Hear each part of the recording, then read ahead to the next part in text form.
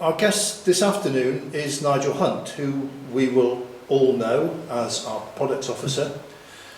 I was surprised when Nigel gave me a little bit of positive history about himself, just how parallel our 2 mil careers had been.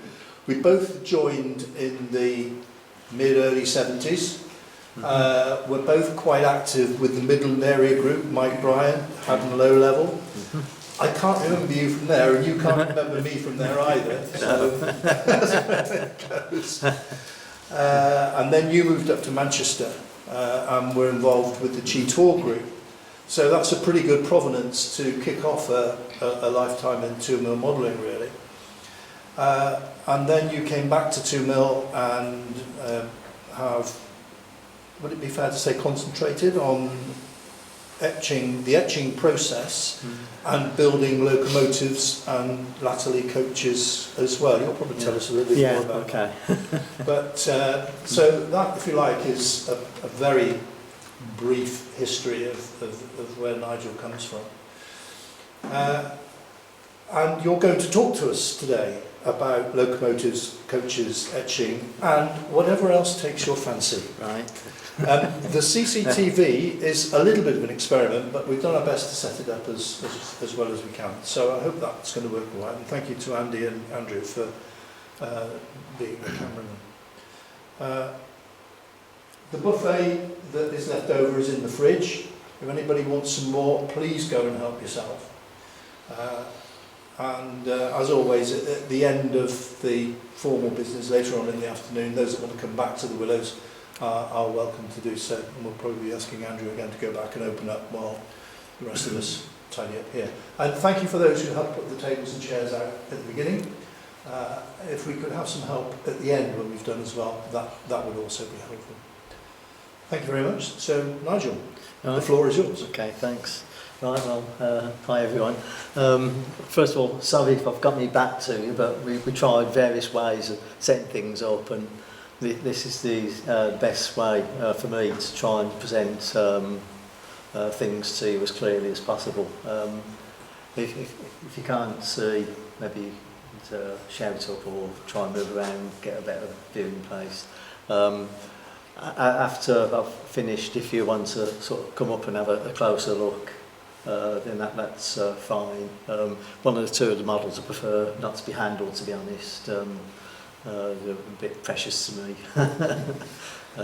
But anyway, so I was wondering how many of you have built locos, start with, say, conversions.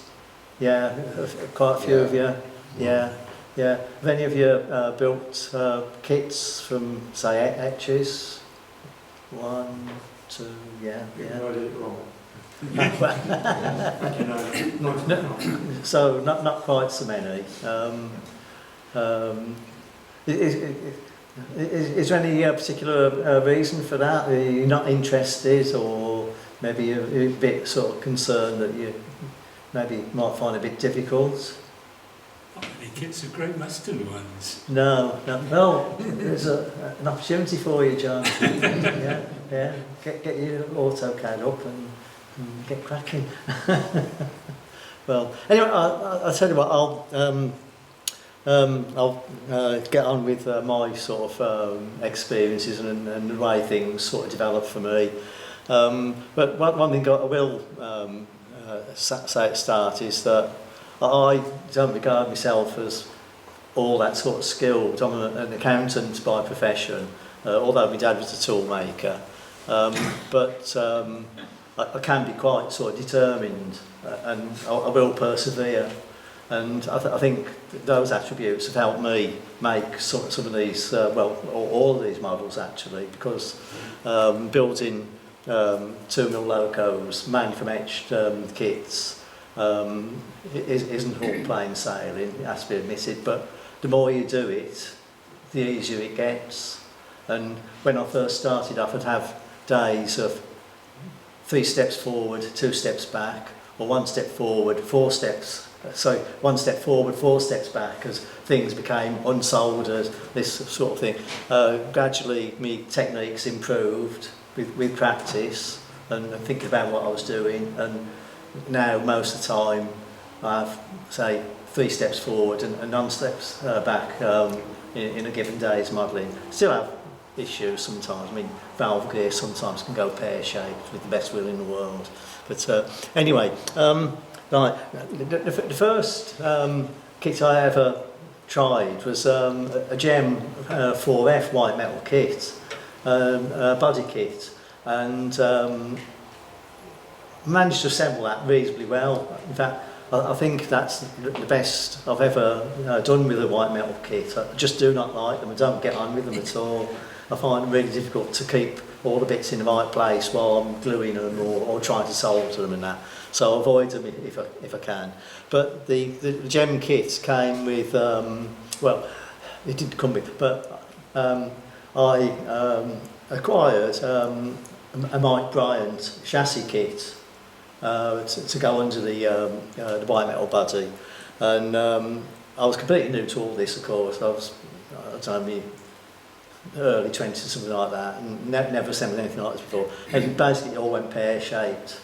I remember twisting off the little bits that you're supposed to screw brass nuts onto, all the little pegs that were supposed to be sort of like self-tapping and that sort of thing. So I was getting nowhere. Tried to mesh the gears, made a complete sort of hash of it, and basically gave up on it.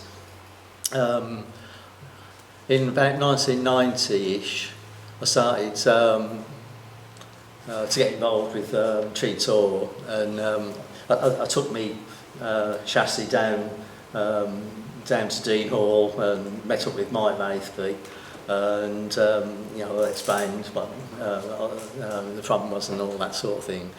And well, in the end we just ditched it, and I got one of his 4FXs and started building that. Do many of you know Mike Maithby, by the way? Yeah, probably. Well, for those who don't, he's one of our best modellers in 2mm, in Loco building, scenery, buildings, all sorts. He's multi-talented, really is.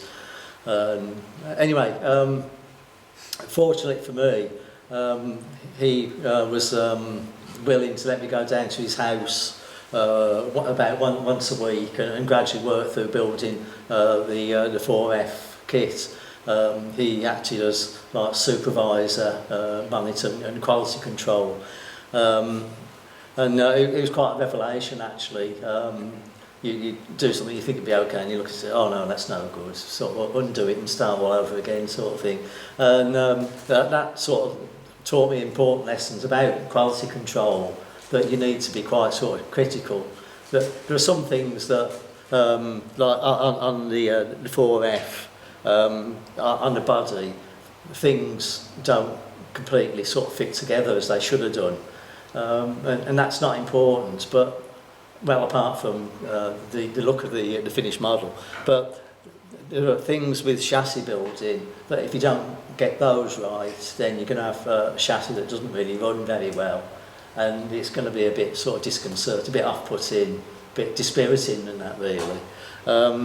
So if I could just show you, first of all, the body. This is all from the etched kit. There's, oops, I don't know whether you can see it, but there's a slight gap between the firebox and the wheel splasher. Mike had got a tool for folding up the firebox and that into a perfect sort of shape, but you need to fettle the firebox slightly to fit it around the foot plate and then around the splashers. And I was filing away and it fitted one side but it didn't fit the other. So I filed away on the other side and then that fitted, but then the first side didn't fit anymore. So gradually the firebox was going a bit sort of lower. At the end of the day I had to say, well, that's about as close as you're going to get it. If you do much more, it's going to be a 3F, not a 4F sort of thing. So I had to give up on that. One or two issues with The Fowler cabs are difficult. I can't really remember for certain where the join is. It might be along the vane strip, which is a useful way of hiding the gap. But you've got a bend right on the edge of the sides of the cab roof, and so you've got virtually nothing to grab onto while you bend it sort of over. So this one wasn't perfect by any means, but sort of it came out in reasonably sort of satisfactory as a first attempt. As far as I can remember, the dome and the chimney are turned on a lathe. I find it quite sort of therapeutic, turning metal on a lathe. The difficulty with 2mm boiler fittings is that you may well have dimensions. The flare might have a 3-inch radius, but how you actually measure that in 2mm, I have no idea at all. One ruse I started trying was to take if we got a drawing of the dome, to take a copy and reduce it down to actual 2mm size, and then when the piece is on the lathe, you can hold the drawing underneath and see if the outline roughly sort of matches what you've turned. And the same with the dome and the chimney. Coming on to the... so I forgot to say, if anybody wants to ask questions while I'm talking, that's fine, just interrupt. You know, it's sometimes easier to deal with things that way, I think, really. Coming on to the chassis, the chassis uses a standard Mike Wraithby method of assembly, where you've got the frames either side separated by a spacer, which is soldered onto a printed circuit board pad. I'm not sure whether we can see that clearly, really. But you can see the spacer there, and just, whoops, there you can possibly make out just the edge of the pad. When it's all painted up, it is a bit sort of difficult to sort of see. But anyway, that was the standard Mike Wraithby method, which I followed when I started doing my own kits. Nigel, Yeah. Does this mean that so it's a pad on either side? Yeah. Yeah. So the spaces are electrically needed? Yeah, so it's double-sided PCB on either side of the insides of the frames. Then in the middle you've got the spacer itself. Nigel? Yeah. I'll pass my own painting board around. So. Oh, yeah, great.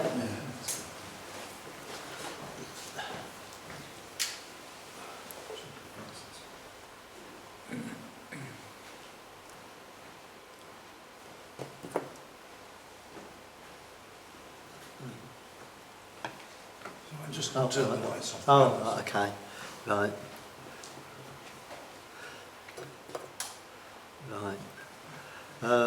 Yeah, so that's how the frames are separated or kept together, as it were. The gearbox itself is attached via those two screws. So there's your UJ. The gearbox is inside this gearbox housing. You use shim in the underside of the spacer on top of the gearbox to get the right mesh for the gear, and it's removable.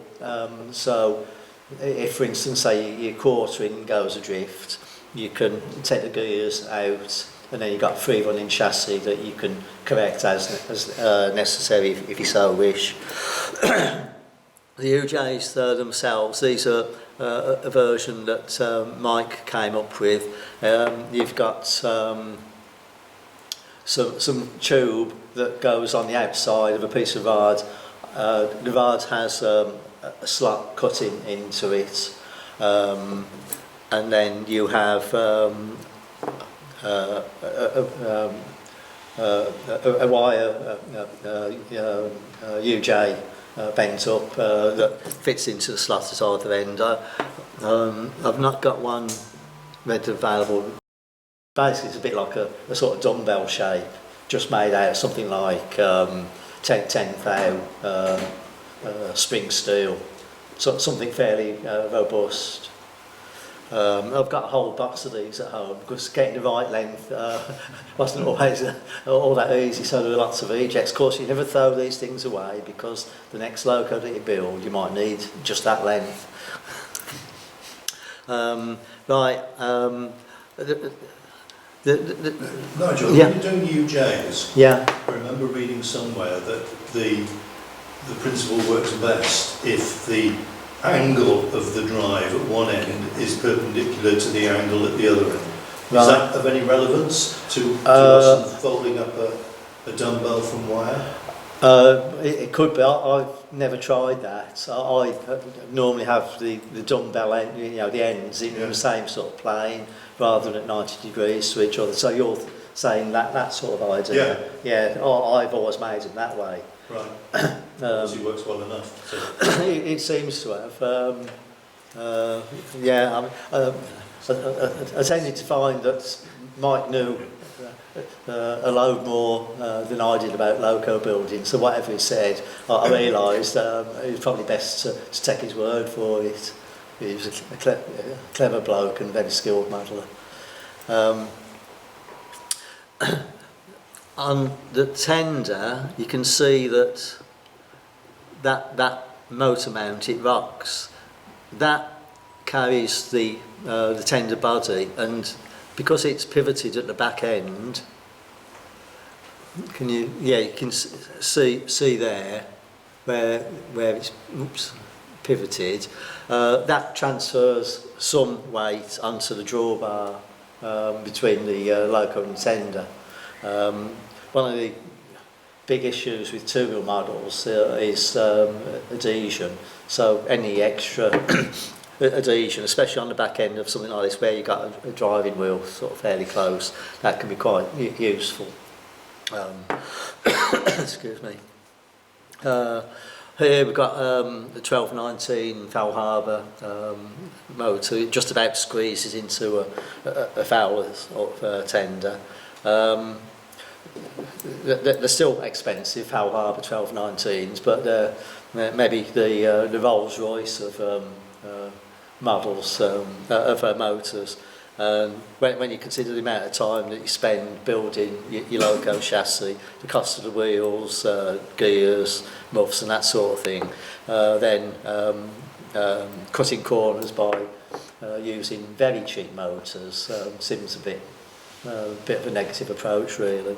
Having said that, in more recent times, people have been able to get some pretty good quality and cheap Chinese type motors. Tram Fabric, I think, is one firm that sells decent quality ones, as does the association itself. They're also smaller, so nowadays they leave room for a chip and maybe a stay alive inside the tender as well. Those sort of things were unheard of when I built this, which was about 33 years ago, I think now. So that was the first loco I ever made that actually worked, and it used to run around Cheetor with a train of 16-ton loaded mineral wagons, and it's done many a mile. There's just one thing I wanted to just check. One of these tenders, one of the wheels is dead sort of wobbly. It goes all over the place. It's got quite old. It might be sort of type 2 wheels, which I think were white metal centres with an knurled axle. And it came loose, and I tried all sorts of ways to repair it. I never got away with it really. But it still carried on running through point work, so in the end I gave up trying to fix it, and then leave it be. Right, well, that was the first Loco. I'll just move this one out of the way a bit. Right. The second Loco is number 40743, which is a Midland Belpaire 3P 440.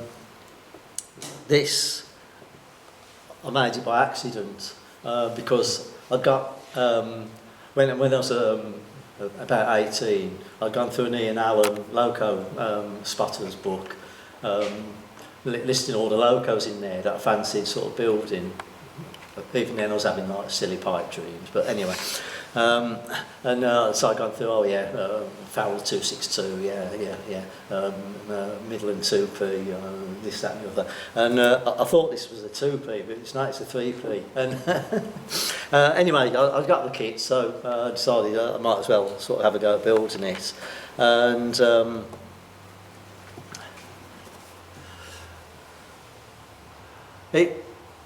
well, again, you can see that I had sort of problems with the roof and the cab side there. Again, it's a Fowler style roof. I don't know whether you can maybe just see the bend line there is not perfect by any means, but it was the best I could do at the time. So the Loco body was reasonably sort of straightforward, using the term relatively, I suppose, because I was still very much a novice. That went together not too bad. The tender was going to be more of a problem because you got the flared sides and end, and I weren't sure how to approach building those, so getting the curve of the flare consistent throughout the whole sort of length. In the end, I soldered a piece of, I think it was 1 mil rod, to a piece of scrap brass to see if I could form a curve of the correct radius that way. And it worked fine on the curved, on a piece of scrap brass. I thought, oh, right, this is the way to do it then. Tried it with the actual sides from the kit, and it didn't work out too well. So I had to do a bit of bashing and reforming and all sorts to make it look sort of reasonably sort of passable. I think in the end it came out okay, really. Not too bad. Could have been better. But the chassis, I'd been talking to Mike Wraith about building the Loco chassis, and I said, I'm going to use such and such a ratio, spur gears and all that sort of thing, and 30-to-1 worm. He says, well, if I was you, I'd keep it simple, just use 38-to-1 direct reduction. So this is what that is now. I think just oops, sorry. I think the frames for the Loco are from the kit itself, so I was able to use those. But a lot of the chassis is scratch built, including the gear arrangement. So you can see the 38-to-1 gear there, and this is a chunky piece of metal bent up into a U shape with the motor or gear shaft going straight through the middle, bearings on either side. There's the worm onto the worm wheel, and there's the UJ there. It's held in place because it's so short, that distance from there to there it's so small that there's only one sort of screw holding it in place. That's maybe not best practice, because it's easy for this to get out of square with the worm wheel itself, but it does work, so maybe I was lucky in that respect. The tender again is pivoted at this end here, and transfers weight onto the drawbar there. I think I've started to simplify the method of designing the drawbar. The one for the for the 4F has two nuts, one on top of the other, and creates a much more a much tighter sort of drawbar join. The Loco tenders don't flop around quite so much as they do with my sort of later achievements. But anyway, that's what I came up with. This time there's only a 10/16 foul harbour, because the Midland tender it's quite sort of low, and the one it's keep the motor as low down as possible to avoid having a huge, unrealistically large coal load. Just bear with me a second, I've just got a bit of a runny nose.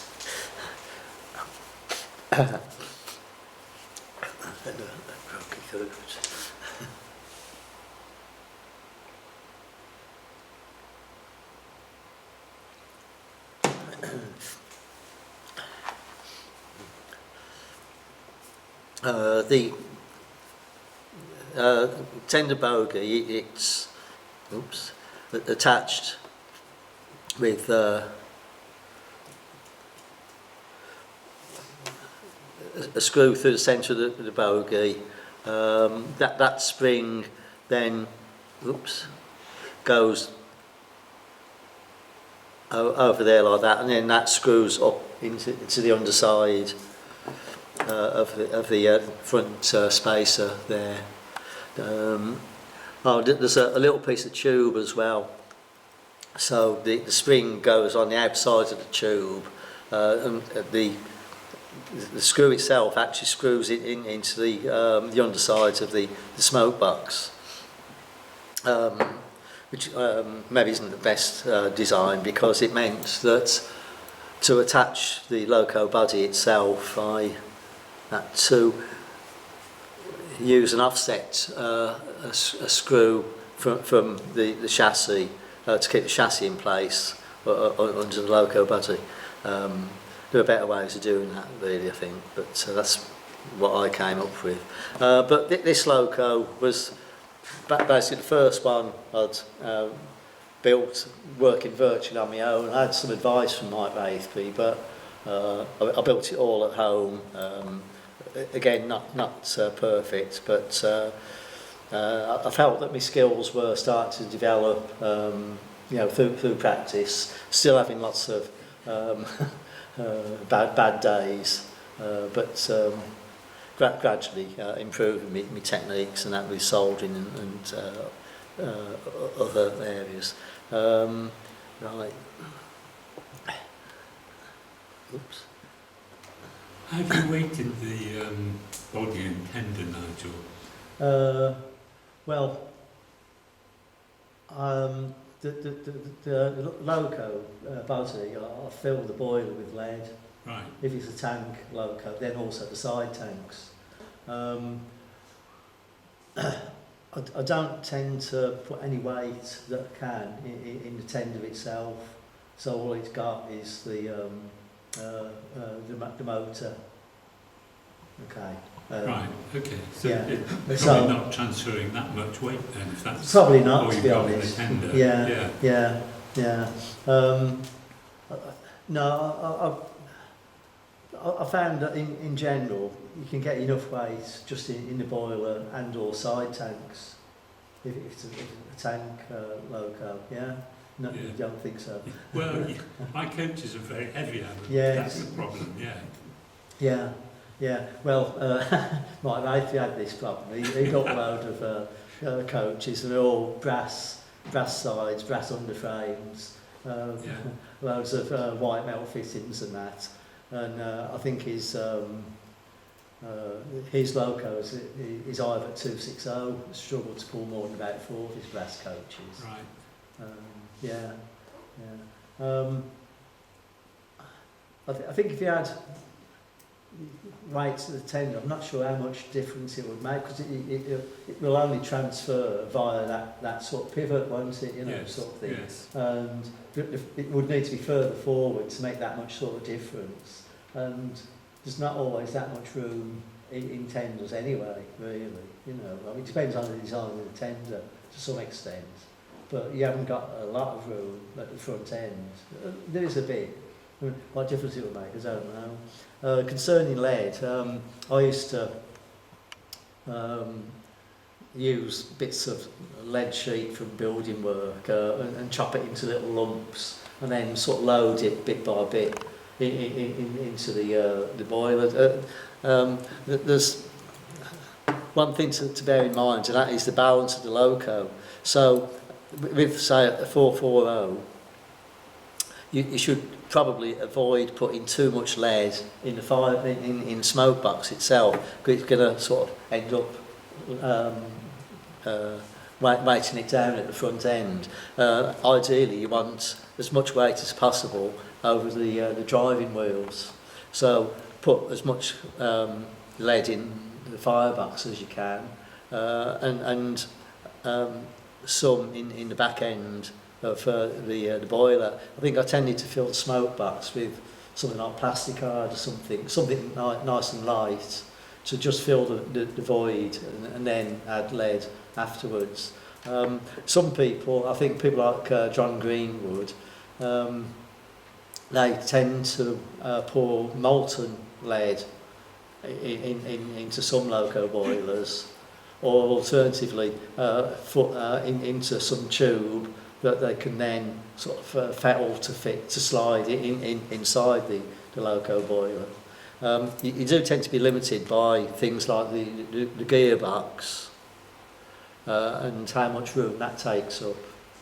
And you sometimes find, or I've sometimes found that I've put lead into the boiler at this end, and then had to remove some of it because it fouls the worm there, for instance. So obviously the Loco won't sort of run. What I've started doing recently is the lead that I got, when I melted it, I noticed there were lots of impurities on it. And so I've started using lead that I've melted down first, clear the impurities off, because that is dead weight, that sort of clinkery sort of stuff.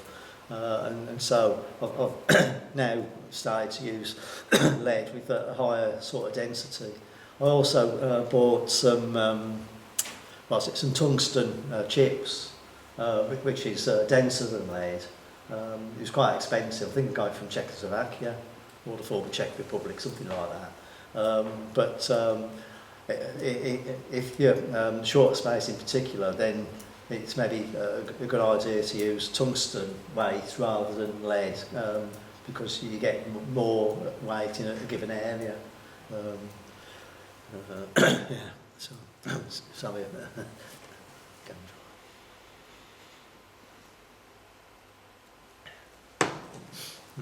Right, what was it on my list? Right, the next Loco I wanted to discuss is this is a London North Western Railways Super D. These are one of my favourite Locos, so when I got the chance to get a kit, I think I might have bought the H off Edward Sizzling actually. Anyway, I almost took his arm off.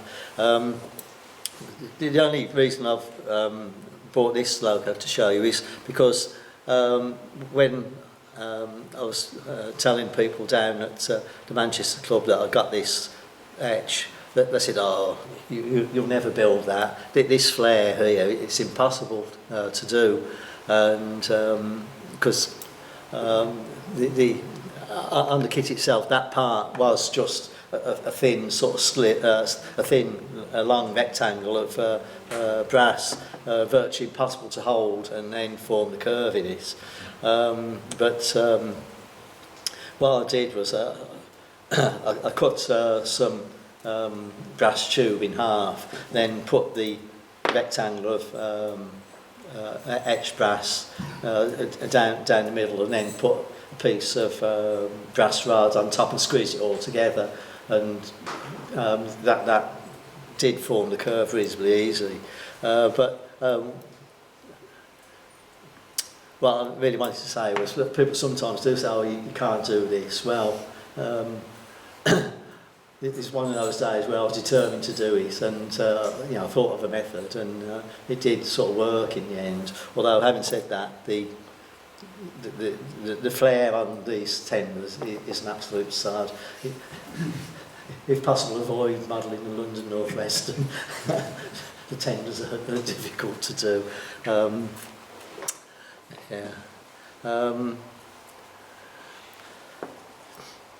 The other aspect of this is I've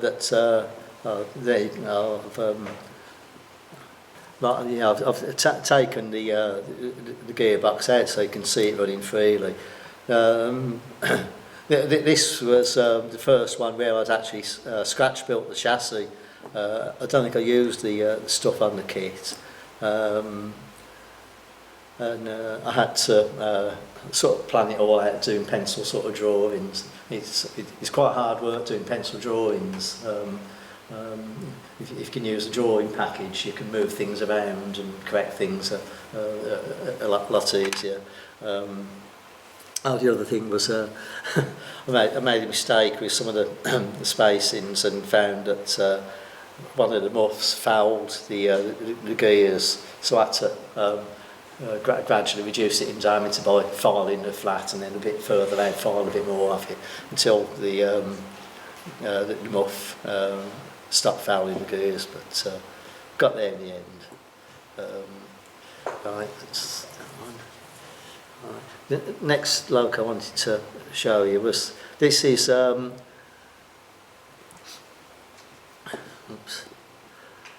white metal kit. It's a Planet Engineering kit for a North Staffordshire Railway, new L class 062. I've been working on it on and off for over 30 years, never really sort of getting anywhere in particular with it. But the interesting thing from my point of view is the chassis, which is can you see that? Semi compensated, in that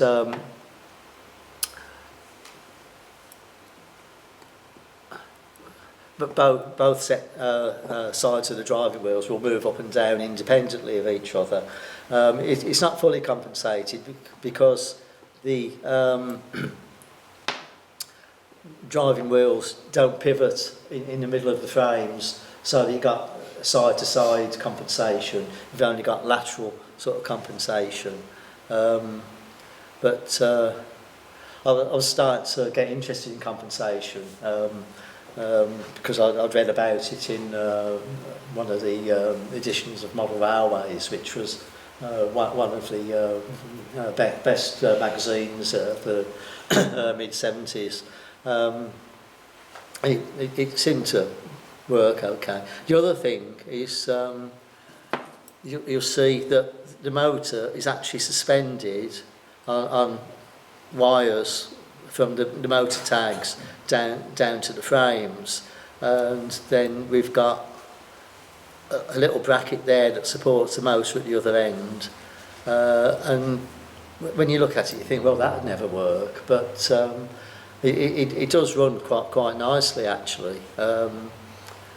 The idea came from a data sheet Keith Arms had given me, where he set out various configurations for mounting motors and connecting them to UJs or direct to various bearings, and under each diagram, under each configuration, you got either a cross or a tick indicating whether it was an allowable method, maybe not allowable but sensible method or not, and this was one of the allowable ones, and I tried it, and I was quite quite surprised that it worked really. I must get round to finishing this. Do you think the compensation was worthwhile, Nigel? Because I guess it took a lot of effort to build it, didn't it? Well, it did. Now that Mick Simpson's invented Simpson springing. Well, that was what was going through my mind. Yes, probably a little wouldn't bit of bother. slop and some Simpson springs. Yeah, probably wouldn't bother actually. Right. Also, then of course, we didn't have DCC. And I mean DCC itself has helped with running and pick up and that, and, sort of thing. But no, I probably wouldn't bother. And I'll come on to the next stage in that, right. which was oops, come out. There we are. This Loco. Right. This is a Midland 1F half cab from, I think it's a Connoisseur Models shot down etch. I enjoyed building the body, especially the dome and the safety valves and these bits and pieces. The dome I turned on my lathe, but the top bit, that bit there, I made separately because it's such a tight curve between the top of the main body of the dome and the little sort of rim bit that sticks out on top of it. It's virtually impossible to get in with the smallest sort of needle, rat-tailed needle file. So making the two pieces separately and then drilling a hole through the main body for the top bit to slot in made life a lot easier. These bits here, I made those. I didn't know anything at all about aluminium alloy brass telescopic tubing when I built this. So fortunately, a friend of mine who was a psychiatric nurse, worked in a psychiatric hospital, he could get me syringe needles, and I used a couple of those and then put some sort of thin rod down the centre of the needles to represent the top sort of section of the part.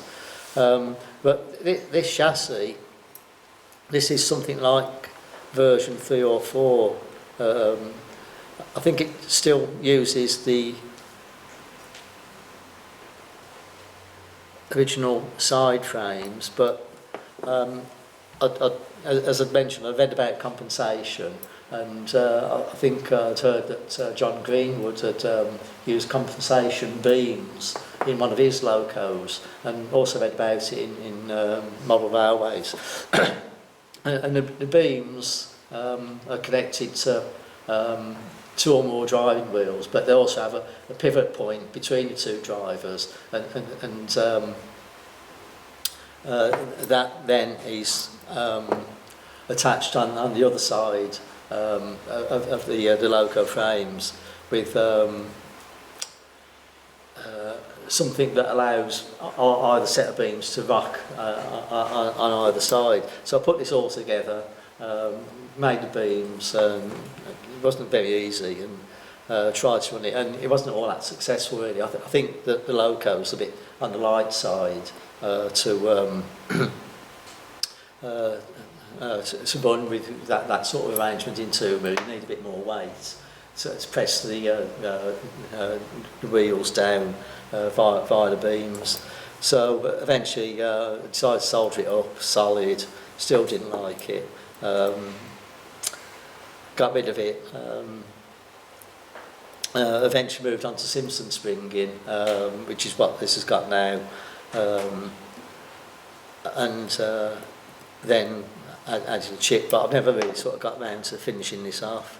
Could you explain to me what a Simpson spring is? Because I'm not too... Oh, right, okay. right. I know me. Right. Well, normally in frames you have bearings with a 1.5mm hole that takes a 1.5 mil axle or thereabouts. Yeah. With Simpson springing, the idea is that you enlarge the hole in the bearing to approximately 1.6 mil. You then have a wire that's soldered to the inside of the loco frame, about say 5 or 6 mil from the driving wheels hole centre.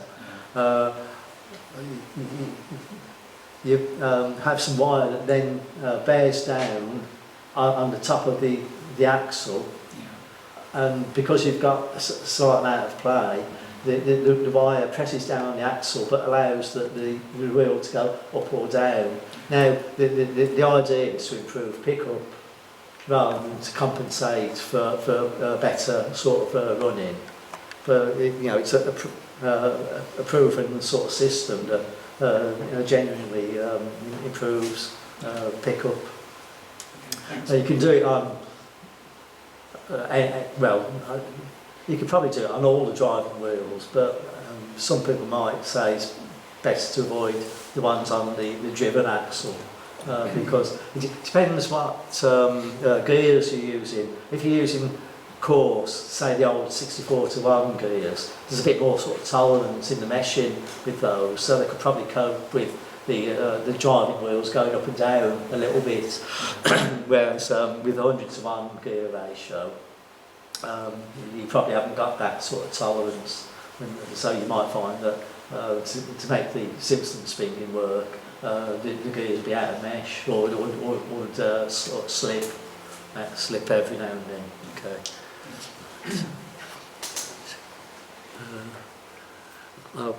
This loco, incidentally, it's got a 21:1 worm gear, then a series of spur gears. I can't remember really what the ratio is now, but they were there just to transfer the drive to the front axle.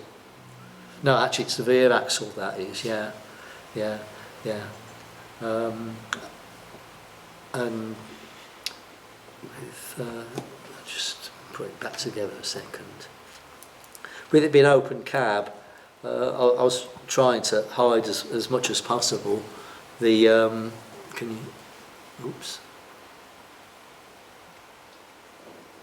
the gearing. I think you can maybe just I'll keep on going the wrong way.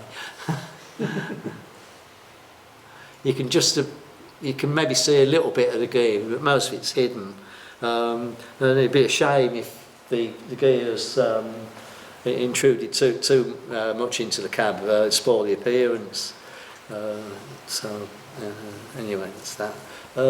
What was next? Sorry. Oh, yeah.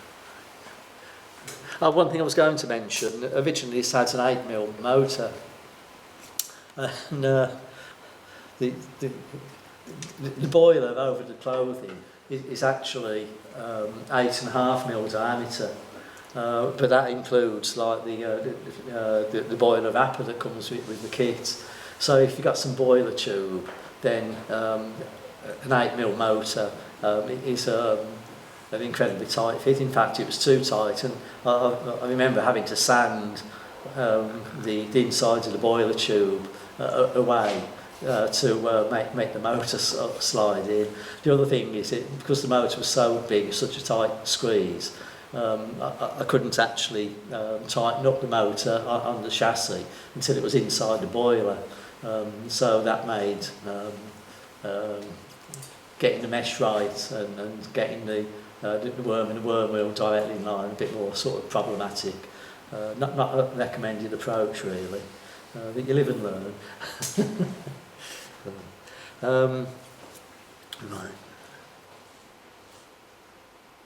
Oh yeah, it's got a 6mm motor now, one of those sort of Chinese ones. I think I got something like 4 for about £3 or something silly like that. You were done it. Yeah, you saw me coming, didn't you? Yeah, I know. Yeah. Do you think those really cheap motors are still worth investing in? Are they well enough made to do it? Yeah. I've remoted all my Apollo Locos with cheap Chinese 8mm cans, They're far more reliable than the dapple lumps of iron. I bought some 7mm ones from Farish. Actually, the ones that Farish, included in their locos, and but they got mixed up with the ones I bought from China, and I'm not sure now which locos I got, which ones, to be honest. But not many of my locos do much, so it's difficult for me to tell what they're sort of like. But the Chinese ones are so cheap that if one fails, then just take it out, put another one in, get another 10 hours worth of running before it fails. I don't know how to say. I've got a 6mm Chinese one in that. Yeah. And I've left it running all day. Yeah. Whilst running in for several days. A couple of occasions of leaving it running all day, and it just runs all day, and it still runs really well. Yeah. Yeah. Yeah. Well, they are, you see. Yeah. Yeah. I mean, the reason I used foul harbour motors was because my mate told me to. Fair enough. Yeah. And also because in those days there weren't that many different sort of motors available that would fit in 2mm. I think there was also the Mashima open frame type, but they were fairly sort of big. So the 1219, if you could, or otherwise the 1016, but they were expensive then and still are now. But occasionally you can pick them up on eBay. I don't know, I've got some for 20 quid. Which is still a lot of money, when you consider that some of these 7mm cans from China cost a quid a time, sort of thing. It's hard to know really which is the best option. To me, as I said, if you spend a load of time, blood, sweat and tears building a loco, then maybe you're better off choosing a more expensive but a quality option. Loco running was so important for a 2mm in particular, but maybe paying a bit more is worth it in the long run. Right, next one I wanted to show you is, right, there we are. Yeah, this is, what was it? Oh yeah, no, I used to know every loco number I'd got easily, now I keep on forgetting them. It's my age. This is 45519, Lady Godiva, an LMS Patriot loco. This was the first loco I built almost entirely by scratch, and I was like a man possessed for about 18 months while I was building it. When I looked at some of the stuff that I'd done, I thought, have I actually done that? Because there were some complicated bits on it, things like the splashers, the cab sides and that in particular, adding the beading around the edge of the smoke deflectors. After I'd done it, I thought, yeah, it's okay that, and it was a real sort of sense of achievement, The chassis itself was scratch built, but because it was scratch built, one of the benefits of scratch building is you can choose your materials. Normally, when you get an extra kit, it all comes on 10th nickel, silver, or brass, and it's take it or leave it. With this Patriot chassis, I built it from 0.5 thick,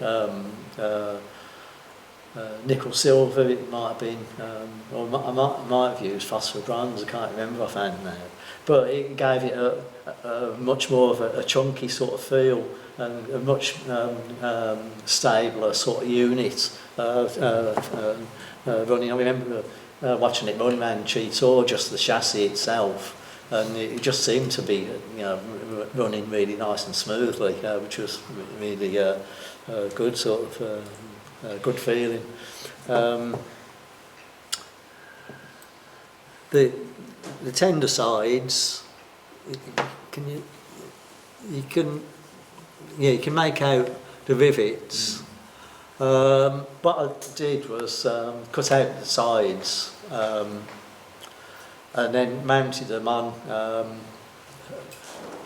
a metal block with some plastic card between the metal block and the sides. Put the whole lot on the slide in my lathe, and then I'd drawn the outline that the rivets were to follow, and then use the dial on the lathe to advance the side a few millimetres at a time, you know, maybe 2 millimetres, then use the punch in the lathe, bang, like that, to knock out a rivet, advance 2 mil, bang, until the whole side of rivets was completed. Obviously some of it at an angle, so you have to turn it through X degrees to get that as a horizontal line, that angle line, get it horizontal and punch it like that. But in the absence of having an etched kit for that, it was the only alternative I could think of, and I thought it came out reasonably sort of well, actually. The problem with doing it that way is that the sides tend to bend up as you punch in the metal. You know, the metal gets deformed and goes sort of banana shaped. But because there's a backing piece that the outer side goes onto, you can correct that sort of curvature and leave it nice and flat.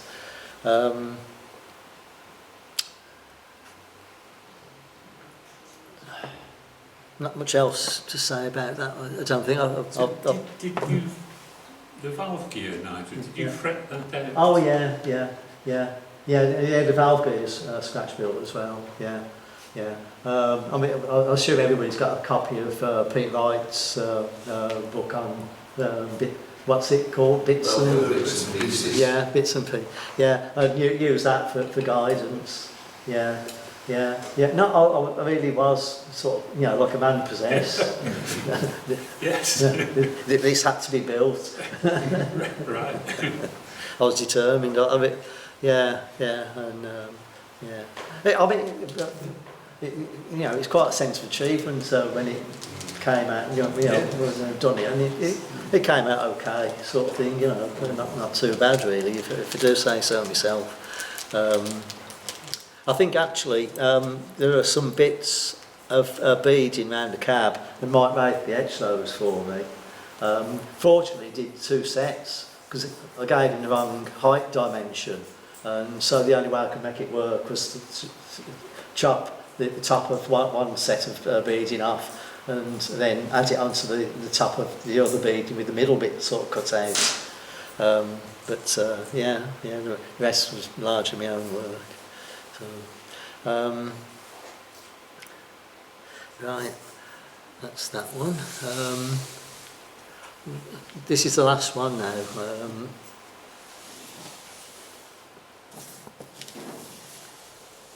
This is Princess Arthur Connaught, an LMS combination Princess 462. This was built from my own etched artwork and then painted and lined for me by Ian Rathbone, and I think he's done a pretty amazing job. This, as I've mentioned to a couple of people today, this is me Desert Island Discs Loco. If I was cast away on an island, this would be the Loco that I'd want to take with me, sort of thing, to keep me company. Along with historic LMS coaches. No, an illustrated history of LMS coaches, volume 2. The general service stock. But by the time I etched this, I'd been doing various artwork for Loco chassis. What enabled me to get this etched really was the publication of the Wild Swan book, volume 4, on these locos, because it had detailed works, drawings, largely fully dimensioned, so I could work from accurate drawings to produce an accurate model. It's got a 1219 in the tender driving through to a gearbox in the front. It's got a ratio of something like, I think it's about 33ish to 1 overall, so it's fairly sort of low ratio.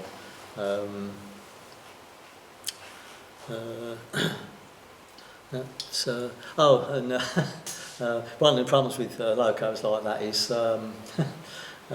you need big curves for them. Something like 30-inch minimum probably, and similarly with point work and that as well. It's chipped, and I might well fit a stay alive in it, although it's got a lot of wheels that pick up. Most of all my tender locos, I forgot to mention, the tender chassis is connected to the loco chassis electrically with some thin wire. This is another thing Mike Maithby recommended, and he had some very thin wire that I could use. Trouble is, it tends to break fairly sort of regularly, especially if you start messing around, taking the bodies off and that sort of thing. I started using thicker wire with insulation on it, because with the bare wire it can short out on occasions, and if you've got like a chip on the loco, then it's maybe quite important to avoid sort of shorts if possible. You don't really want to blow your £30 chip, ideally. So that's all the locos I was going to sort of talk over. I'm going to move on to the next part now, which is tools. I've brought my toolbox with me. I'll show you some of the things that I think are important. These are ceramic tweezers, quite useful for holding small bits together if you want to solder them, rather than these sort of stainless steel tweezers. My stainless steel tweezers must be special ones, because they always solder to each other, to the bits that I'm holding. Mine do as well. Yeah. Oh, right, okay. Usually pull them apart. Yeah, right. Stains and Yeah. I don't know what to do without one of these, glass fibre brush. Also a chunkier one. They used to sell these at Worley. There was a stand, I don't know whether it's a NMAG stand, but I always used to buy these from them, and they're really good. But you can buy an equivalent, they're like bound with rope or something like that, from Squires or similar. Got a variety of... Pardon? What was that last thing you said? What, that? Yeah. What, a scratch brush? Oh, okay. Yeah, you can get them from Squires, etc. Yeah, well worth having. This one, it throws off lots of little shards that really hurt. For something so small, the amount of pain they cause is remarkable. I don't know where I saw it, but I saw a steel version which doesn't have that problem. Oh, I right. can't for the life of me Yeah. when I saw it. Yeah. Because I'm forever digging bloody fibres out of Yeah. I saw a recommendation, I don't know whether it was on RM Web, to use these underwater. I assume that was a before noon posting on the 1st of April. compensate for the refraction, don't you? Yeah. I mean, once they get wet, they just disintegrate. You know, so if you've come to clean some, you know, a kit that you're building, and you've washed it and then you want to clean it up and that, and then there's a little drop of water left. It will soak into these, and they just, you know, they go to nothing, sort of thing, completely disintegrate. So you can't use them with water.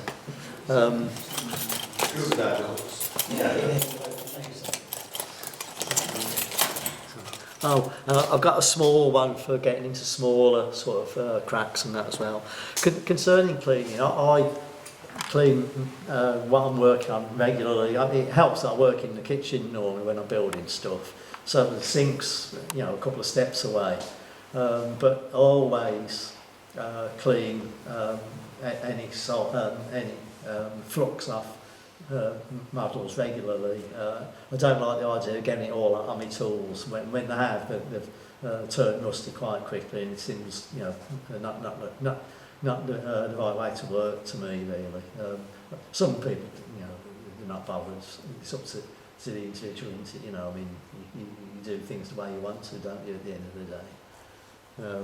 What flux and soda do you use then? Well, I used to use London Road 12% phosphoric acid, but then I bought some 81% phosphoric acid and watered it down with what do they call it, water? Clean water, you know. Distilled water. Distilled, that's it, yeah. So, yeah, distilled water to get to about 12%. And I've always used that and found it satisfactory. Although, having said that, I've also got some Cars Black and some Cars Green. And I can't remember why I bought the Cars Green. I maybe read somewhere that you could use it for specific, maybe for white metal soldering or something. The Cars Black, I use it for diluting solder paint. When I was first starting 2mm, when I was about 18, my dad gave me a coffee jar about that big, full of solder paint. And I've still got it now, but every now and then I'll just dilute it with a bit more Cars Black. It has its uses, solder paint. Some people absolutely hate the stuff and would never use it, but I found it useful for some purposes, maybe not all, really. But I started using it for soldering tractor PCB sleepers. Yeah. Anyway, so those are some of the tools. What else? Oh, that's essential steel rule.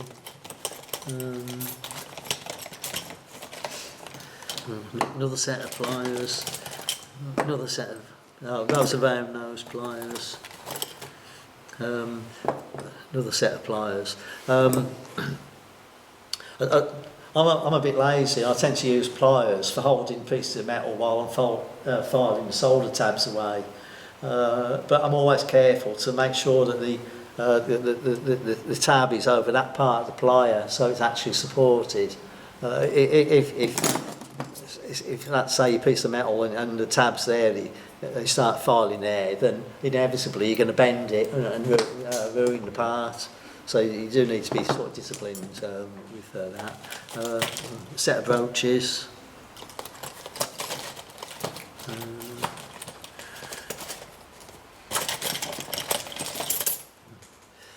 A set of mini shears for cutting etched parts of frets.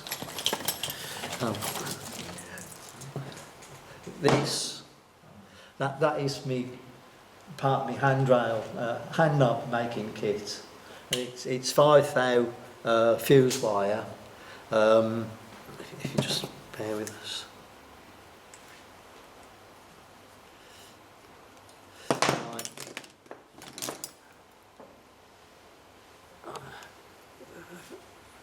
Can you? Oh, it's a bit hard to. Well, I've folded a length of fuse wire round my tweezers. You can then put a length of, say, 10 or 8 thou rods through the top there, and if you twist it round like that, you start it off between your finger and thumb, then you put it in pliers, keep it tight, and sort of go round and round and round Oops, sorry, I'm getting out of the camera. Like that. But eventually, you get. Can you? Still. Oops. Where's it gone? I can't. No, it's difficult to see, isn't it? I'm sorry.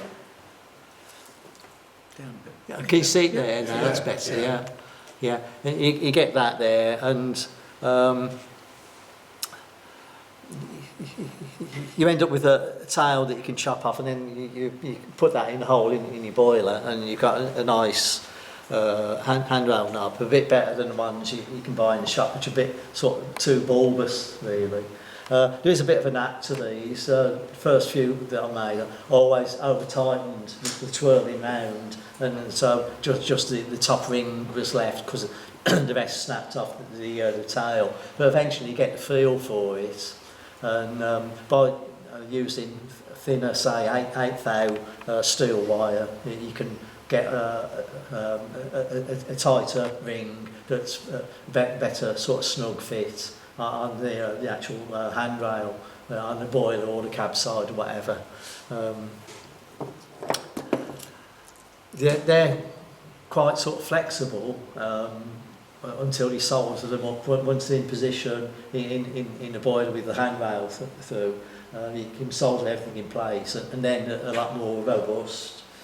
Until then, they're quite sort of, until they've been soldered, they're quite sort of delicate, really. But anyway, that's how I make handrail knobs. A few. The camera's gone off. Yeah. Battery dead. Oh, I haven't really got the plane charge battery. Battery's on.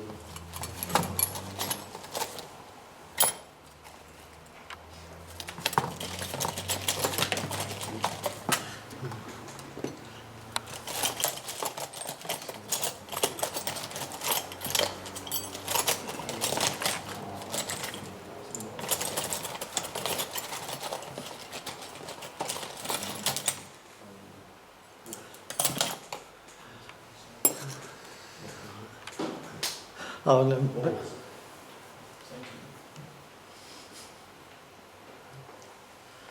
The other tools, anyway, I've just odds and ends. That's actually a scriber. My dad gave me some of these tools when I was a kid. But those are some of the basics that I use for most sort of kit construction. And with respect, they're pretty basic, aren't they? Yeah. You know, there's no special tool. No.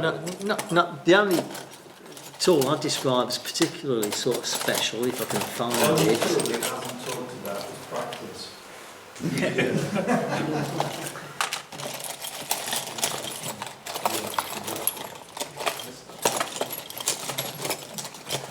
Yeah, this is I think it's pronounced Riffler file, yeah, and can you see it's quite a nifty looking thing, and I use this for filing away the inside of a Dapol Ivet body because the chassis that I'd produced it was just a tad big. The clearances weren't quite sufficient, so they used this Riffler file for filing the inside curves to create a little bit more sort of space. You might be able to get away without one of those, but I've got one of them and I always wonder what to use it for. oh yeah, that's it. Yeah. Well, I think that's about it really. I mean, as Larry said, most of it's sort of pretty basic stuff and sort of stuff that most people have in the toolbox really. Oh right, next thing I wanted to talk about is on the 6th of November every year I go out walking around the streets looking for rocket sticks because you get lovely bits of wood like this that are absolutely brilliant for modelling purposes, for holding bits together. Say when you're forming the side of a tender and you solder it in place, you can hold it at an angle one there, one there. Oop, yeah, could you see that roughly?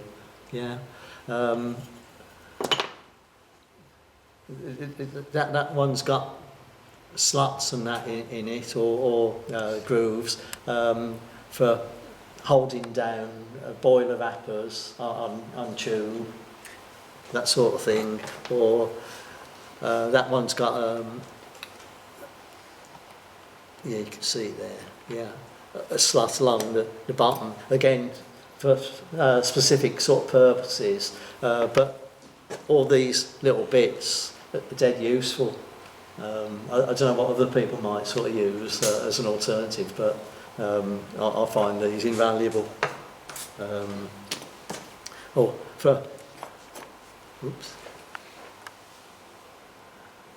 Mounting wheels for spraying as well.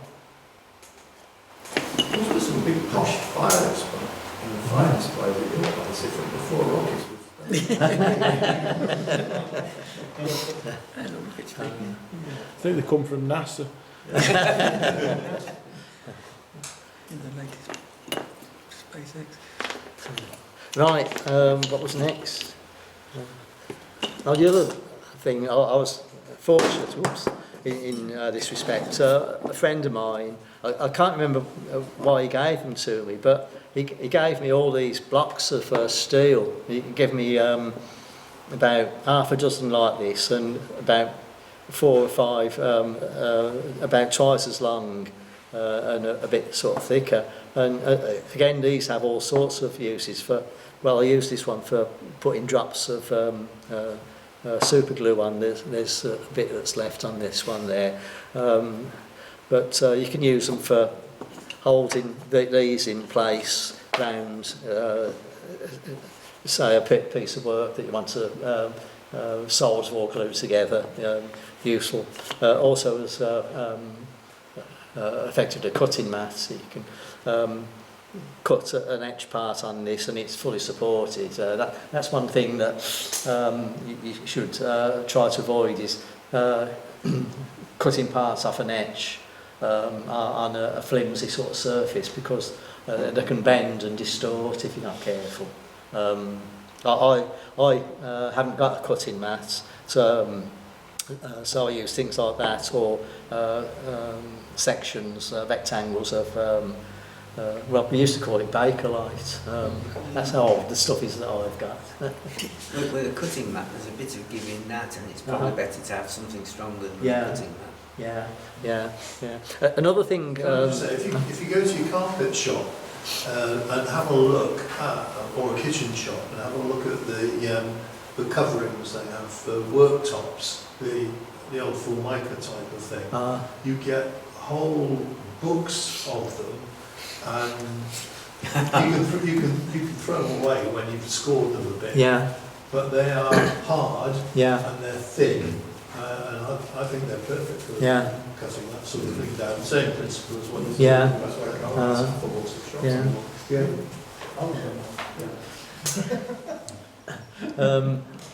On the question of cutting stuff, I tend to use X-Acto knife blades. Where's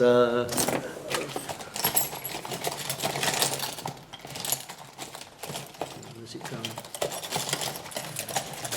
Oh, it's this. Well, I've got one of the smaller ones that I use most of the time.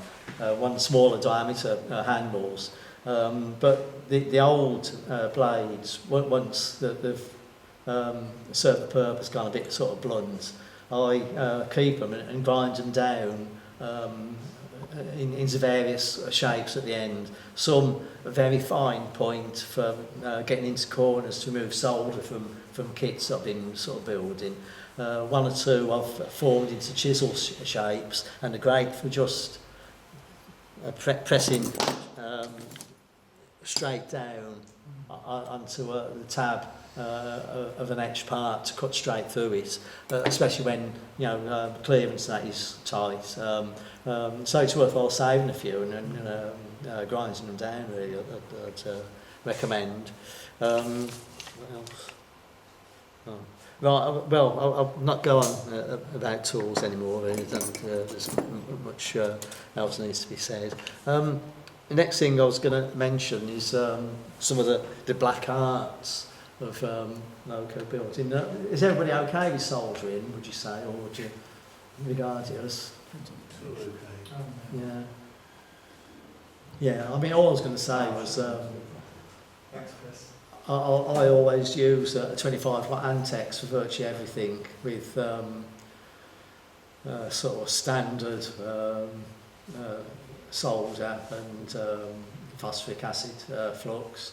Why do you feel you need to use phosphoric acid? I don't, but that's what I just got accustomed to. It just fascinates me that everybody seems to use this horrible stuff that rots your locos when look at that. You know, that banana I made, Yeah. that hasn't been cleaned at all. Right. And that's just normal plumber's flux, Yeah. which is heat activated and that doesn't. But there just seems to be this thing in the hobby that you have to use some horrible flux because it's the only way. Yeah. Well, that's the way I learned. I had no reason to sort of question it, really. It seemed to work. Yeah. Do you clean that up at all? Yeah. When you say plumber's flux, what do you mean? It doesn't matter, it's that horrible round stuff that comes in big tins that you buy. Yeah.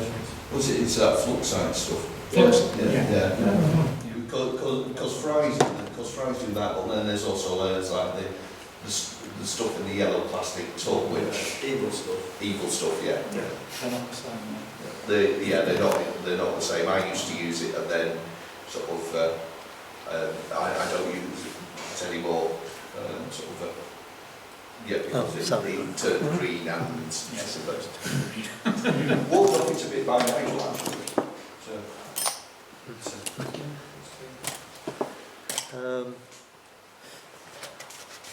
Templars T-Max is another one. Yeah, which is very much like fluxite. I think it just wets slightly better. That's what Tony G uses for everything. And he suggested I use it. I do. Yeah. And I think liquid flux is good for certain applications, and whereas the fluxite stuff I generally tend to use for more general use. I need to do anything other than that. Yeah. I heard somewhere that fluxite was very corrosive. Maybe not. I don't know. Yeah. But I've just got used to using what I use, and Yeah. you know, never really questioned whether it was right or wrong. The other thing, the other black art I was going to mention is quartering. How many people have done sort of quartering? Yeah. A few. Yeah. People seem to think it's quite difficult and have to buy expensive tools to do it and all this sort of thing. I on a few occasions quartered 3 axles on Loco in about 5 minutes, and the way I do it is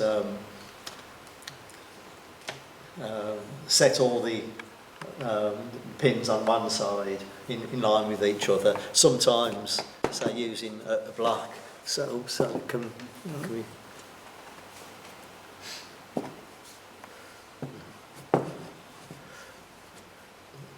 just imagine that the driving wheels are in this chassis, please. Okay, just use your imagination. So offer the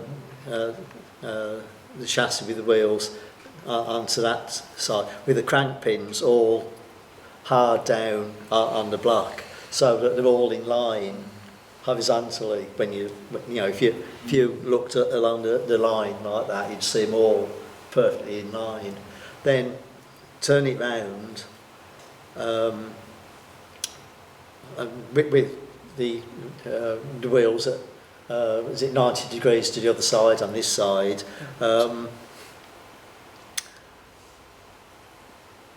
So yeah, with the wheels at 90 degrees on this side, assuming 90 degree quartering, which is the norm. I mean, some locos it was 120 degrees, but for modelling purposes, let's just assume 90 degrees. And then if you look through the pins on this side, if they're not perfectly in line, then the wheels aren't quartered. So you can identify which pin isn't in line, and just tweak it round until it is. And then in theory, if the pins on that side are in line and the pins on that side are in line, then in theory the wheels are quartered. Now, the reason it may not work perfectly in coupling rods without the holes opened up is that either the driving wheel itself isn't square in the muff to its opposite number, or the crank pin isn't square in the hole in the driving wheel. Either instance causes the crank pin in effect to circle in like a conical sort of figure, yeah, and that is why you need more sort of clearance in your coupling rod holes to allow for that disparity in How much clearance do you give it? till it works. Now, if you overdo it, if you have too much sort of slap, then the wheel, one of the wheels can go too far forward and pull the coupling rod out of alignment and cause that side to bind. It is trial and error. I was going to say, still. I mean, we've got a 0.5 crank pin, haven't we? So, you know, would you go as far as 0.6? Oh yeah. I went to 0.7 on it in mine. Yeah. That's what I was trying to get at. Yeah. Okay. But the other thing you need to do when quartering is, if it doesn't work perfectly first time, it probably won't, is careful inspection of the crank pin in the hole in the coupling rod. And if you look very carefully, maybe if needs be, use a magnifier, you'll see that one crank pin isn't dead central in the crank pin hole, and you know that needs adjustment, either by increasing the diameter of the coupling rod hole or by just tweaking the wheel a few degrees one way or another, until it does line up centrally in the hole. But it really isn't that difficult. It's like a lot of these things, though, it's practice. You know, but first few times, I think a lot of these things can be quite sort of frustrating. You know, you seem to be getting nowhere, but eventually, you know, it all comes to become routine almost. What do you do to keep them lined up? Do you drill a hole through the middle of the muff? Right. I always ream the muffs for wheels until the axles are a snug but quite sort of tight fit. I also file flats on the muffs on opposite sides so that I can grip them in pliers. And that helps me enlarge the holes with the reamer, but also it means that it's easy to grip the muffs and loosen the wheels if I want to take the wheels out. For instance, say the quartering's gone or one of the wheels has moved. So I prefer to do that. I drill holes either side of the centre line of the muff, approximately 2 millimetres apart, all the way through the muff. And to secure the axles, first of all I file a flat on the end of the axle, and then once the axles are in the muff, I secure them with super glue. Just drop it into the holes on either side. Being careful not to disturb the wheels while I'm sort of doing that.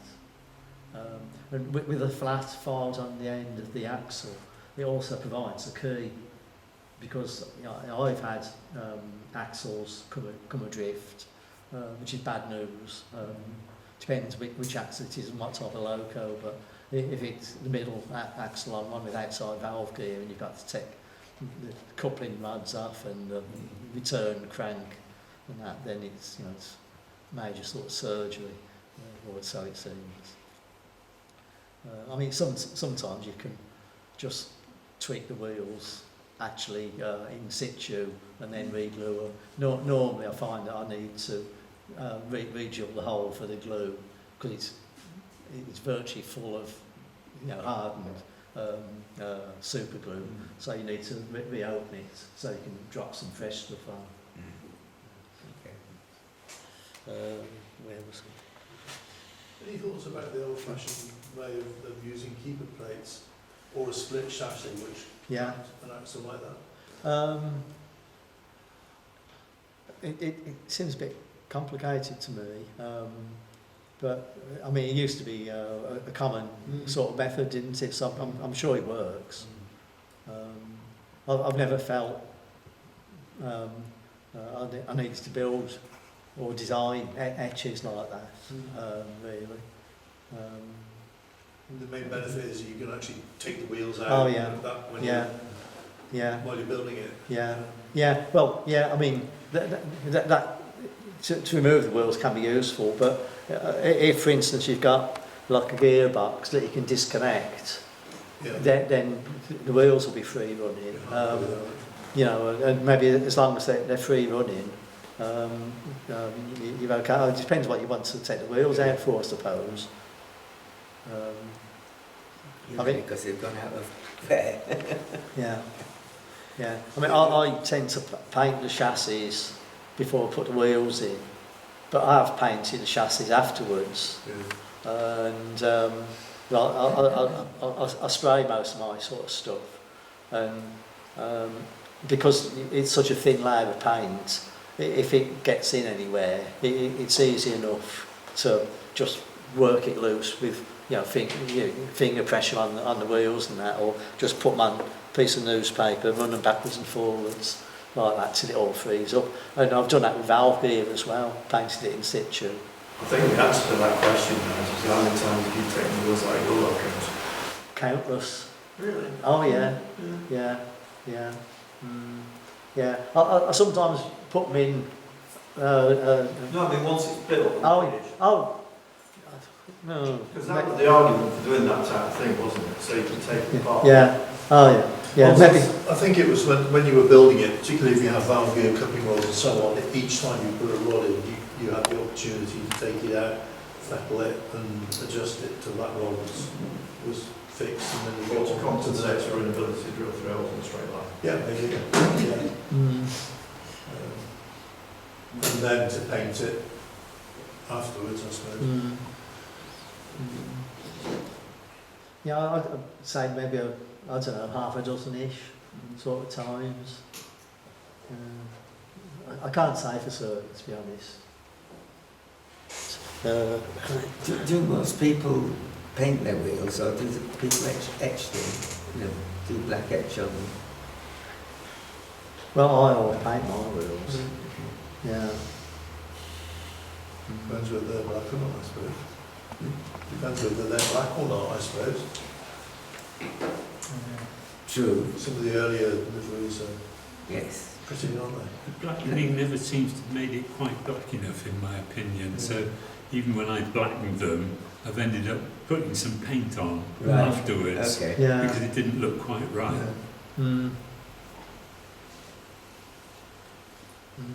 How do you fix your crank pins in, Nigel? Or what do you use as crank pins? Well, the shop sells The association ones? Yeah. I mean, I liked the ones with just like a thin ring, you know, and that you stick on the outside face of the driving wheel. Yeah. I always solder crank pins into my wheels, but I've never used the later versions of wheels where you're supposed to glue them in. I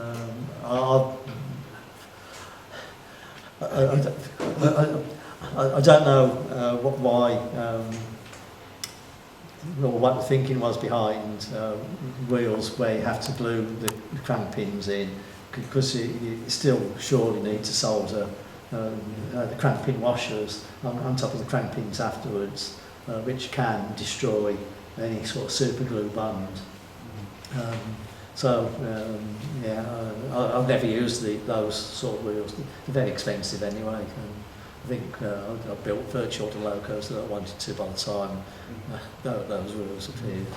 So, the most success I've had with the brass ones, I was able to solve the crank pins in. Yeah. With the newer ones, the most success I've actually had is on some of them. I've used some of the older ones. I use super glue, but some of the more recent stuff, that Loctite 631 stuff, I use that, and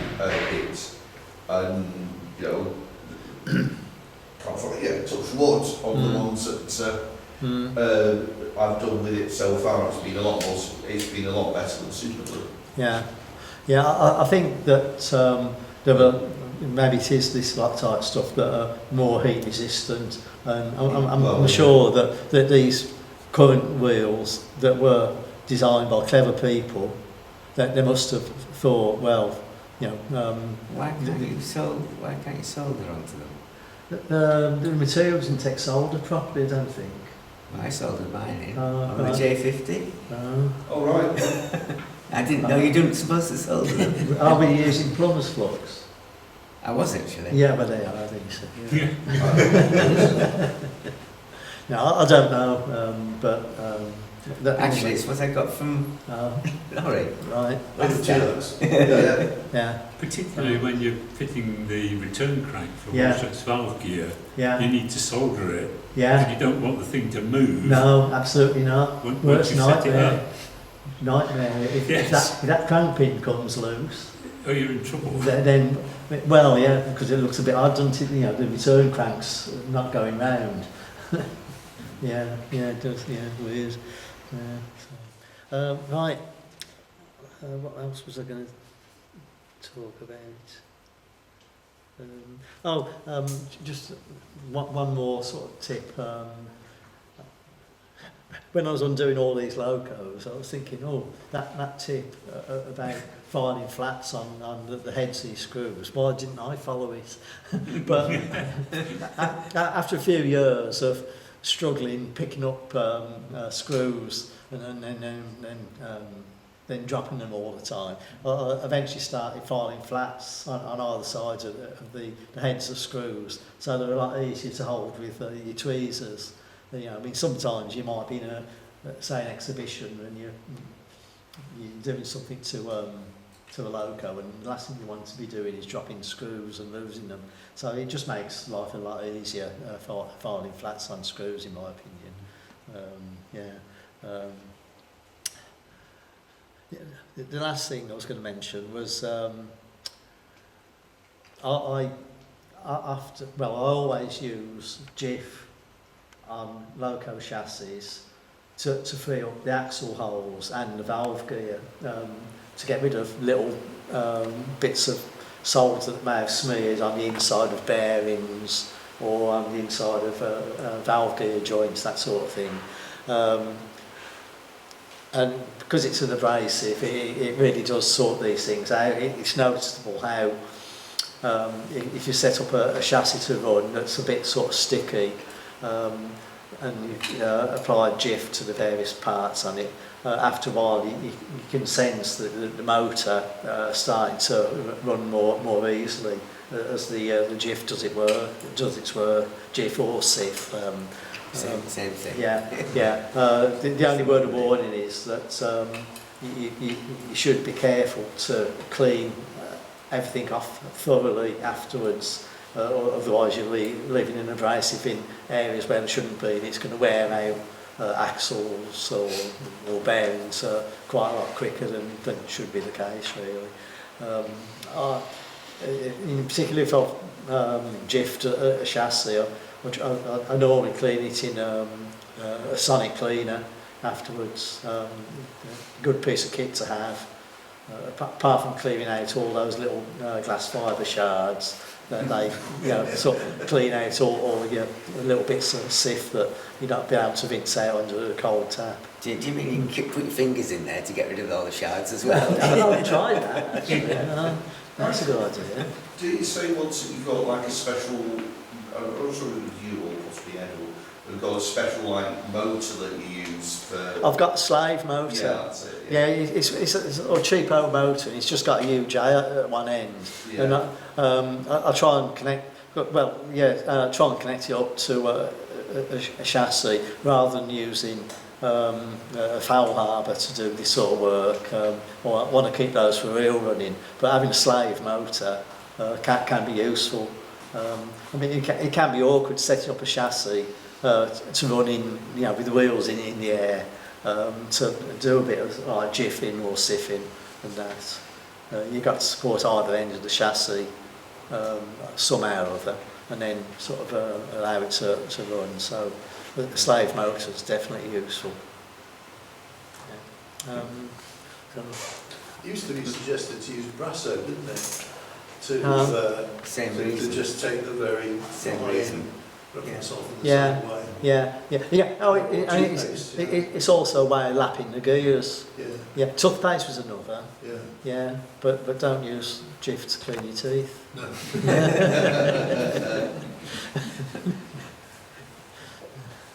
Yeah. Right. I think that was all. I think that's needed these days because they were better at making gears than we used to be, aren't they? 'Cause Well, in the old days, some yeah. of the gears were bloody awful, weren't they? Yeah. It's another one of those habits that's just... Possibly. Yeah. Yeah. Mm. I suppose I think it's worth trying if it does improve the smoothness of the gears. Or also, you can get little rough bits on muffs, like between the edge of the muff and like a bearing, or a little bit of solder on the edge of a bearing, again fouling at a muff. So things like that, it helps clear away, I think. I've always found it useful anyway. I reckon that I always see a bit of a difference the first time I use Jif on a chassis. Also on bogies on tenders, that they can get very sticky, the wheels, and stop going round, and it's really annoying. So giving them the Jif treatment often improves the running. Do you use it neat? Yeah.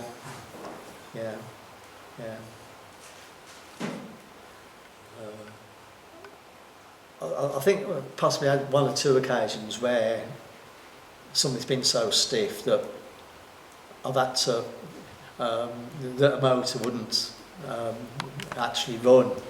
It would just stall sort of thing. So I had to use like finger pressure backwards and forwards with Jif on the axles or the muffs or whatever to free it up and then start with the motor.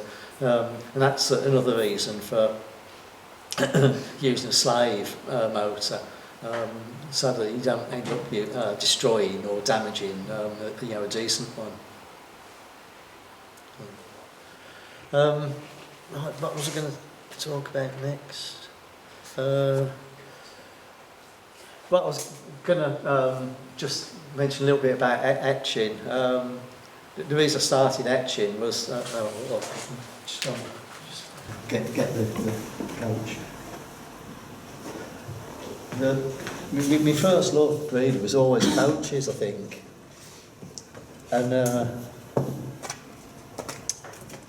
was one type of coach in particular that really sort of fascinated me. It was 12-wheel clerestory coaches, and I kept on looking through all the books on London North Western and Midland coaches and that, and I found that all their 12-wheelers, especially the ones with clerestories, had all been scrapped by, say, the 30s, and certainly none survived into BR days. But I was flicking through the change in London Midland scene one day, and I think it was page 39, and I come across a photograph of this coach. and it's, can you see? It's the Glasgow and South Western Railway's 12 Royal Restaurant Composite, and it was actually in the livery in the photograph, so it was a perfect thing for me. But as only one was built, there weren't that many manufacturers keen to make kits and that for such a vehicle. So that's why I decided if you want something, you have to etch it yourself. So that's how it started, etching.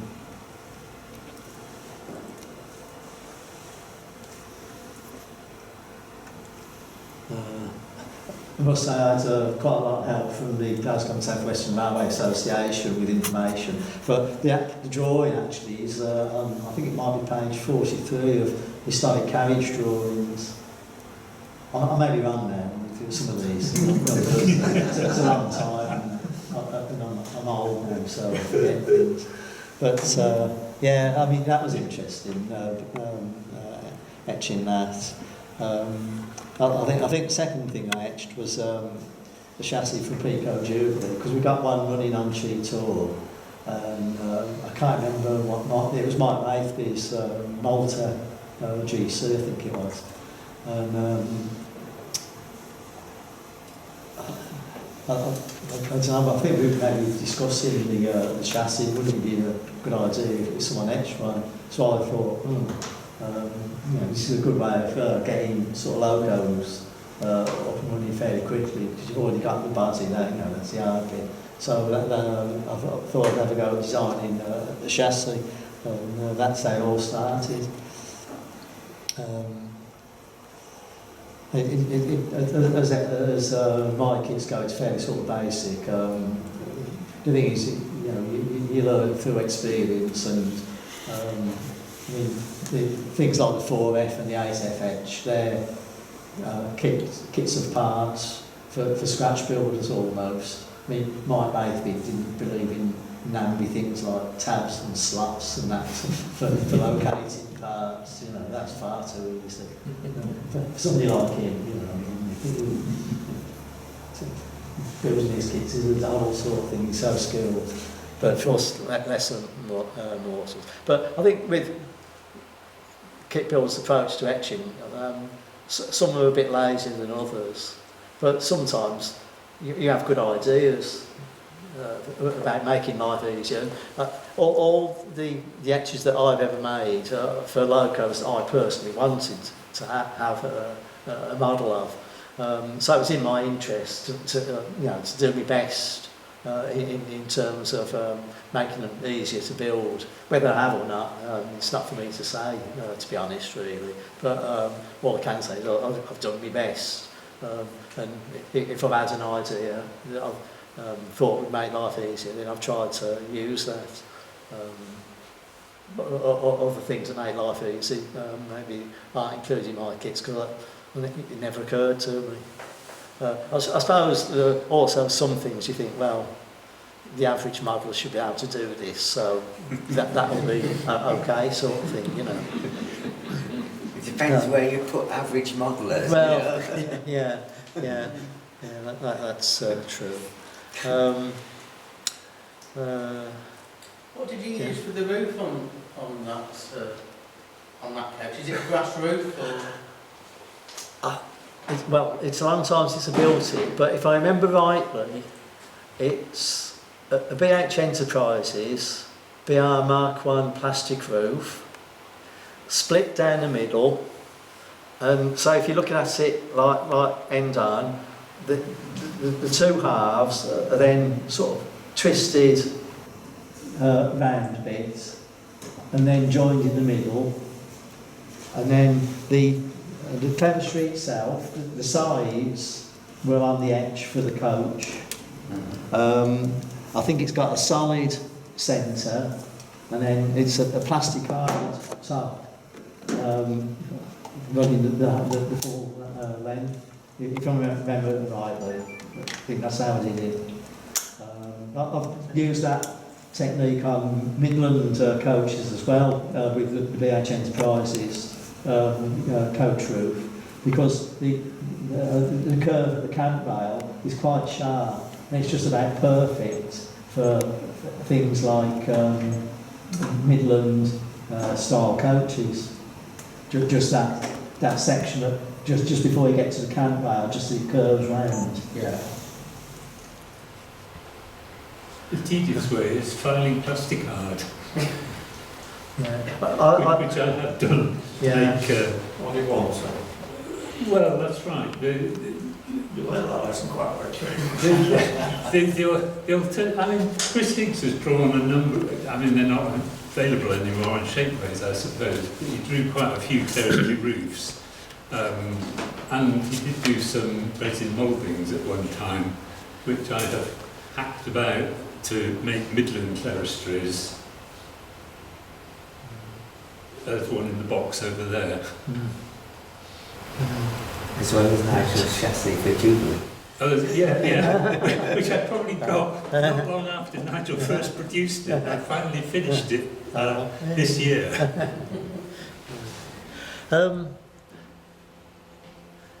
I think really that's about all I was going to say.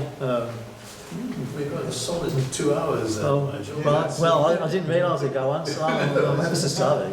That's been very Interesting performance. I didn't think this would last that long, so maybe it's best to shut up now. It does raise some interesting questions, though, in terms of particularly kits, and that you've said quite a number of your locos were built from kits, but you didn't sort of say where they'd come from with some of them, Nigel. Yeah, do you want me to run through? No, not especially, but it's that the market for, I guess, sort of loco kits in 2 mil is limited, and you don't always know who's produced what and what there is available. So I just wonder sometimes whether occasionally there ought to be sort of a list of sometimes who's done what and what's available still, because if you want one of those, you need to lay something in while it's available. Yeah. Because I mean, you're getting to the stage where you say, I don't want to do any more of these particular kits. So I just sort of throw that open a little bit, because I think for most of us, if we want something unusual, you need a kit. Or the alternative now is finding someone with CAD who will sort of draw it up and print it in 3D as a 3D print.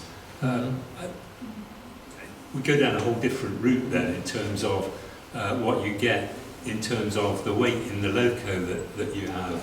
I'm just amazed at how much weight Bryn's got into that little diesel. The other thing, I suppose, would be for the association to be on the lookout for old artwork, particularly for etches, as we move into 3D printing, because I still think that the flat stuff looks better when it's etched than, sort of horses for courses. I think 3D is good, but it's not quite... It has its place, yeah, doesn't it? But it's not everywhere. I think the best I've seen in current MRJ, there's a brass map. Somebody's done a Great Eastern 060, a J15 or something like that, where it's a mixed media kit. So for things like cab sides and things like that, where things are where you need to show that it's sheet metal, then it's etched. Whereas the bulk of the tender body, the boiler, which like 10 years ago they would have been looking at resin castings for it. That's now a free resin 3D print. And that, certainly to me, that's rather than a 3D printing absolutely everything. I think mixed media is the way to go with computer, because you like use CAD on both of them for both generating the etches for the for generating the etches and for also generating the 3D prints. So you can have one set of CAD drawings as your single source of truth, and everything goes together. Any variances then come from sort of whatever books needed to be ironed out in the different processes for making the etch and for making the 3D prints. Yeah, I've often thought that some of the 3D prints I've seen haven't worked all that well in certain aspects, things like cab sides, as you say, Exactly, steps and that as well, and fronts of frames where they stick out in front of the smoke box, be a bit on the thick side really. And sometimes the actual quality of the print to me has been disappointing, requiring a lot of work to get a nice sort of smooth finish. I mean, I had an issue like that with the Duchess kit that I built, because I made all sorts of masters for it, and one of them was for the firebox, boiler and smoke box, and that was cast in white metal, and that they come out on sort of like slightly rough side, really needed a bit of work to make them nice and smooth. And when I built 3 of these, and when I made the 3rd one, I actually used the master for the boiler and that, because it was nice smooth metal sort of thing, rather than this slightly sort of pitted white metal that would have needed a bit of sort of sanding down and that to get it up to spec, you know. So definitely 3D printing, I do think it's got its place, but like John says, you know, it's maybe better to mix and match. Yeah. But maybe one of the things the association could try and do is where the small cottage industries cease because they get old or they you know, pass on or go out of business, to seek to take over the masters or the artwork or the CADs or whatever it is, and be the repository for it, so that maybe we move more into a bespoke commissioning, you know, and we pay the association 20 quid or something to reactivate this card or get it etched. You know, it might be worth it to some people to operate on that sort of basis, rather than have to produce a run of 500 and then find buyers for them. I think they try and move to that sort of setup, but it depends on people being willing to pass the artwork. It's all volunteers, isn't it? So it all depends on people. Also, I mean, who's going to keep it all? Because when PC stopped trading, I got all the photographic sheets, all the photographic tools for my etches, and it's really heavy, and they're quite big and that as well. You know, and finding somewhere to store them is quite sort of difficult, really. I don't know what to do with them, really. I might end up giving them away, I don't know. Bequeath them to the secretary of the association. Oh, yippee, I can hear him say.